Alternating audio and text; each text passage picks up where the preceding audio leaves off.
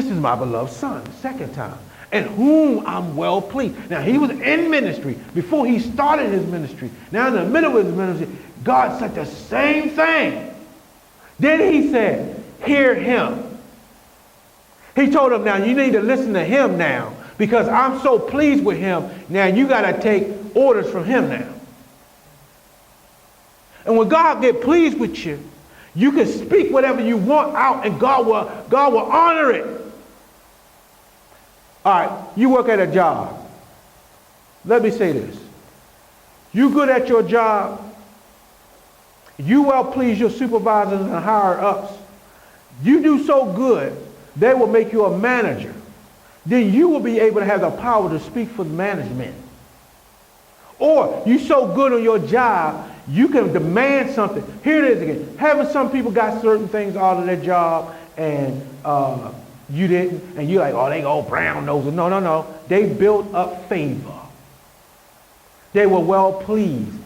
I bet you, not saying in every instance, but most people who really do it right, they probably came to work on time.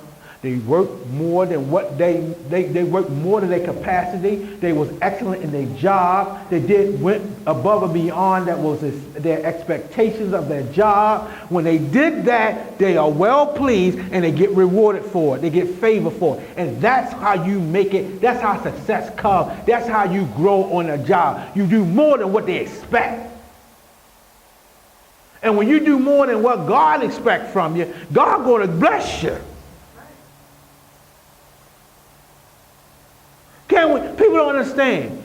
You think we can't impress Jesus, impress God? Oh, I don't believe that. God knows everything. When Stephen was being stoned, and he was still praising God while he was dying, Jesus stood up. Jesus got out of his seat. Jesus marveled at the centurion that said, don't even come to my house.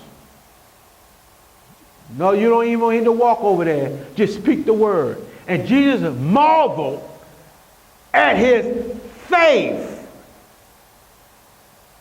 You can impress God. You can please God because you did something above and beyond. And it was a small thing, but everybody else had to walk to their house. This is the first time he said, no, you don't worry about that. And he wasn't even a Jew. He was a Roman soldier. And he said, no, don't speak a word. I know how this works. I got a company of men. I lead them. And all you got to do is just tell me, just speak it, and it happened. You're a man of authority.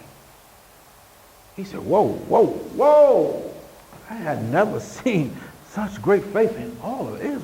You can impress the Lord. And that's what my whole game is, to impress God. I don't do things to please people. I do things to please God.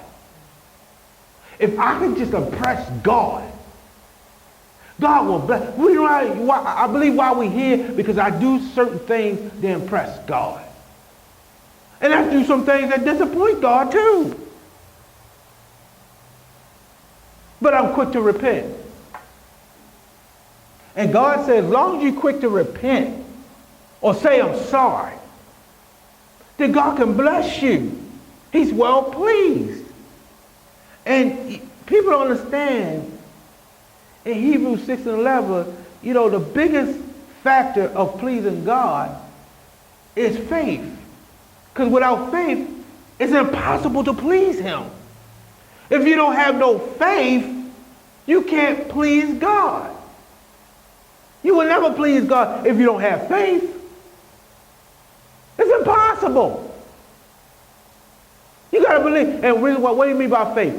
Faith is having trust in God to fix whatever's wrong, or to give you what you don't in your lack or need. Here it is again. 6 years ago, or 5 years ago, you hear me praying for a church. God gonna give us a building. God gonna give us this. God gonna give us that. Do I talk about God giving me something? No, I'm in it.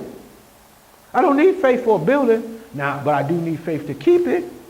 I do need faith for people to come and grow the church. I do need faith for membership. I need things for personal things I need because I don't have it.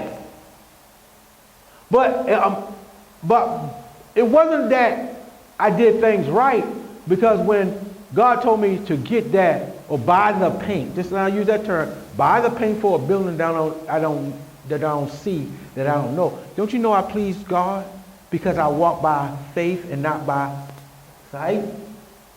You're really impressing God when you start doing stuff like that. Because that means I believe you and I trust in you. And sometimes, even, here it is again, I might have doubt when I brought the paint. I felt stupid, but I went along anyway. Peter, when he was an expert fisherman, and God told him to launch out of the deep, he said, look, I told all night long, I know there ain't no fish biting.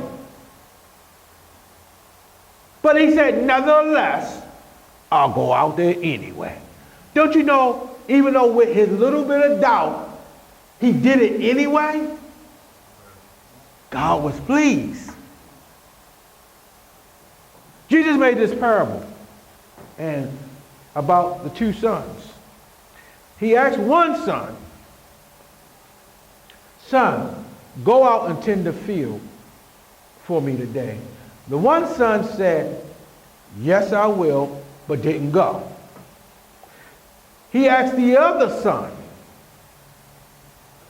go out and tend the field. The other son said, no, Dad, I ain't going to do it. I don't want to go out today. But went out and tilled the field anyway. The question is, which son did the will of their father?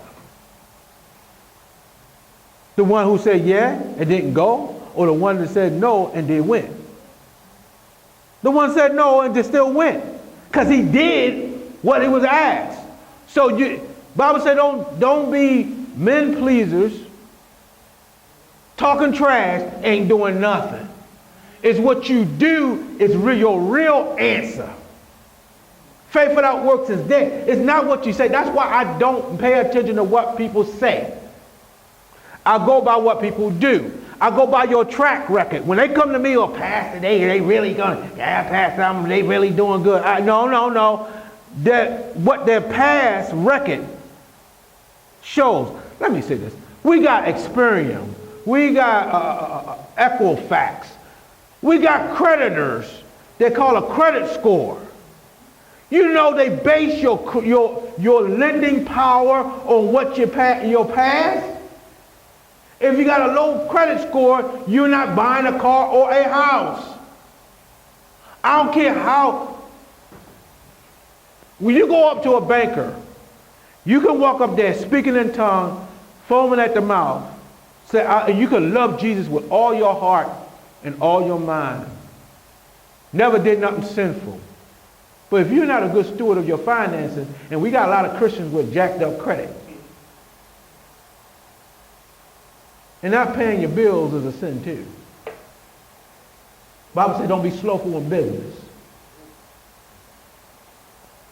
We can walk up there and we can lay hands on a house, unless God really wants you to have it. And then go to a bank and creditor and they look at your score. Unless God perform a miracle, you're not getting that house. If you in the 4s and the 5s, they won't touch you. As a matter of fact, you can make enough money to afford the house, but if your credit jacked up, you got to pay cash. Here it is. I know people make 6 figures and got bad credit. Can't buy a paper bag. Because your credit is on your name value. It's that you can say, I can trust you to pay back. If the bank ain't pleased with you, why do we think that we can do things and we got bad credit results? God sees how you act in your past. That's why he can't trust you. He said you got to be faithful over little so I can make you faithful over much. If you even though you're... For upcoming events, announcements, information, and donation, visit us at www.gpwm.org. Find us on Facebook. GPW.org.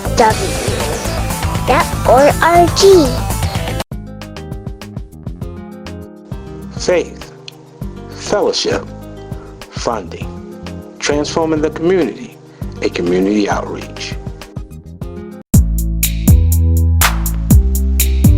If you're ever in the Baltimore and Arundel County area, please visit us at the Storehouse, 7409A, Baltimore Annapolis Boulevard in Glen Burnie, Maryland. Also, you can reach us on the web at www.gpwm.org. Thanks again for watching.